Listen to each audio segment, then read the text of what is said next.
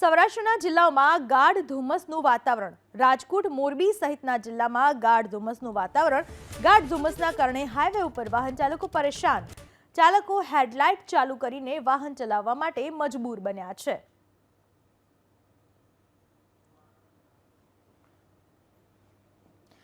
તો રાજકોટ શહેર અને જિલ્લામાં પણ સવારથી જ ગાઢ ધુમ્મસ જોવા મળ્યું। ગાઢ ધુમ્મસના કારણે વાહન ચાલકો પરેશાન થયા।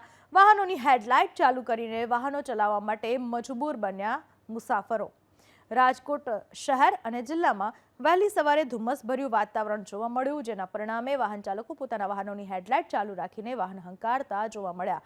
ગાઢ ધુમ્મસના કારણે વાહન ચાલકો પરેશાન થયા। વાહનોની હેડલાઇટ ચાલુ કરીને વાહન ચાલકો વાહન ચલાવવા માટે મજબૂર બન્યા।